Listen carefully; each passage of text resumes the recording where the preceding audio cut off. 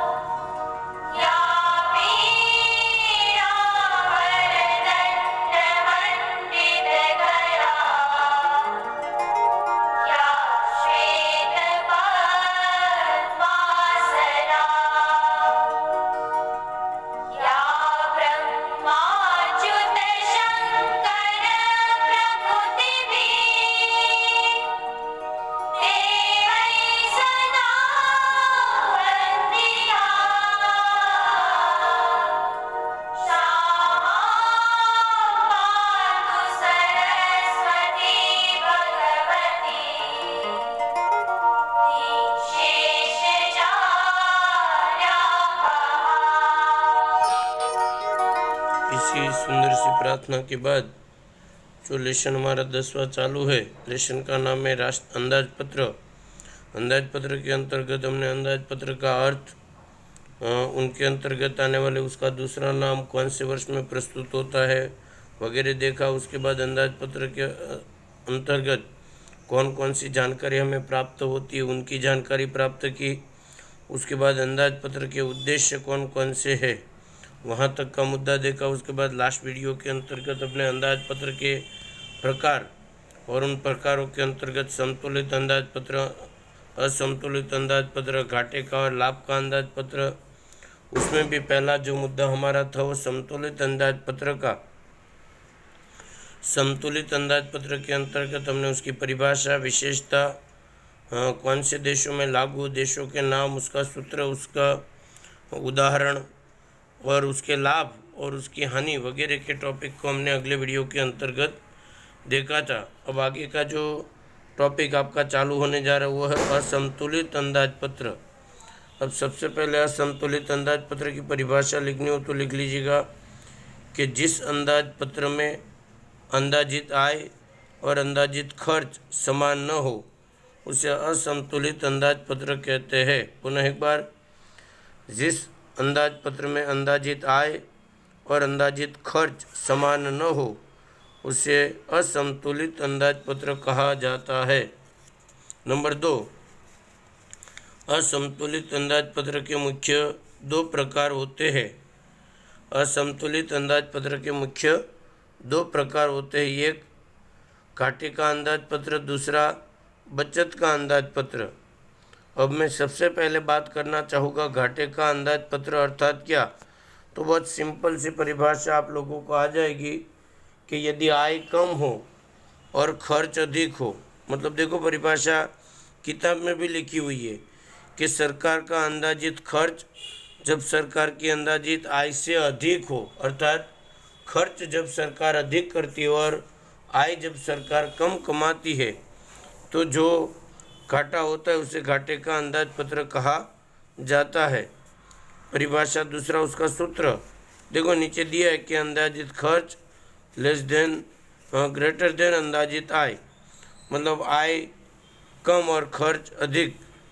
तीसरा मुद्दा, कौन से देशों में, तो ये ज़्यादातर विकासशील देशों में अधिकतर दिखाई देता है और उसमें भारत, पाकिस्तान, नेपाल वगैरह देशों का समावेश होता है।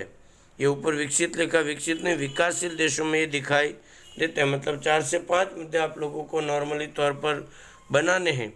परिभाषा है, सूत्र है, उदाहरण है। उदाहरण मन से बनाओ कि 5 करोड़ का खर्च और 3 करोड़ की आय, तो 2 करोड़ का जो नुकसान हुआ उसको घाटे का अंदाज पत्र कहा जाता है। इस तरह से घाटे के अंदाजपत्र के बारे में आप लोगों को लिखना है। उसी प्रकार बचत का अंदाजपत्र भी बीच में आपको दे दिया है, पर मैं डायरेक्ट आपको 10.6 है घाटे के अंदाजपत्र के लाभ, उसकी बस साथ में ही बात कर देता हूँ। घाटे के अंदाजपत्र के लाभ कौन कौन से हैं? तो घाटे के अंदाजपत्र का पहला लाभ कि ऐसा अंदाजपत्र विकास लक्ष्य और कल्याणकारी माना जाता है। और दूसरा जो लाभ है, मंदी वाले अर्थतंत्र में भी घाटे के अंदाजपत्र से खर्च द्वारा रोजगार सर्जित किया, मतलब ऐसा अंदाजपत्र आर्थिक वृद्धि में सहायक होता है। मतलब दो लाभ हुए, एक इस अंदाजपत्र को कल्याणकारी अंदाजपत्र माना जाता है, और दूसरा ये जो है वो देश के आर्थिक विकास में काफ़ी सहायक होता है। और तीसरा जो लाभ है वो कि घाटे का अंदाजपत्र में कर का जो बोझ होता है वो बहुत ही कम होता है। तो 3 लाभ इसके होते हैं। साथ में घाटे का अंदाजपत्र की हानि भी होती है। तो हानि कौन कौन सी सर? तो एक, कई बार सरकार अधिक खर्च के कारण उसे पूरा करने के लिए कर्जा, मतलब सरकार को खर्च पूरा करने के लिए कर्जा लेना पड़ता है घाटे के अंदाजपत्र में, सबसे बड़ी हानि है। नंबर 2, सरकार का खर्च पर नियंत्रण नहीं रहता, क्योंकि आय तो कम होती है तो सरकार को खर्च अधिक करना पड़ेगा, और जिसकी वजह से उसका नियंत्रण नहीं रहता। और तीसरा, प्रजा द्वारा चुकाए गए कर की मुद्रा गैर कार्यक्षम कार्यों में खर्च हो जाती है, मतलब जिसका कोई लाभ लंबे समय तक नहीं मिलता, ऐसे कार्यों में इनका खर्च हो जाता है। इस प्रकार से घाटे के अंदाजपत्र की परिभाषा, उदाहरण, सूत्र, देश, उनके लाभ और उसकी हानि, इस तरह से 3 अंकों में आप लोग इसके मुद्दे पूरे कर सकते हैं। दूसरा असंतुलित अंदाजपत्र का प्रकार आपकी किताब में मैंने छोड़ दिया था, वो बचत का अंदाजपत्र। बचत के अंदाजपत्र को लाभ का अंदाजपत्र भी कहा जाता है।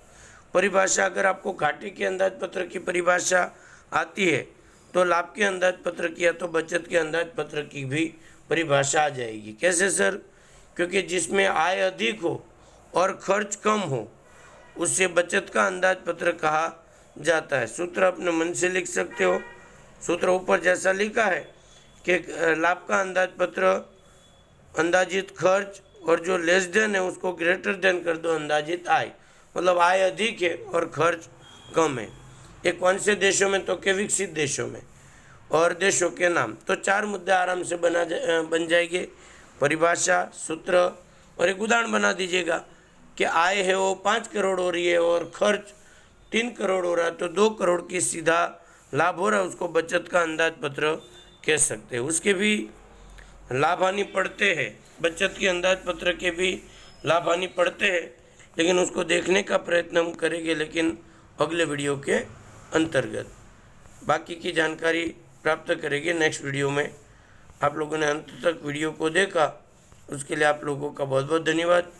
यदि आपको वीडियो पसंद आता है तो इसको लाइक, सब्सक्राइब और शेयर करना ना भूलें। और वीडियो से रिलेटेड कोई भी जानकारी आपको चाहिए तो मेरे नंबर पर फ़ोन करके आप जानकारी प्राप्त कर सकते हैं। बहुत बहुत धन्यवाद। जय हिंद, जय भारत, वंदे मातरम।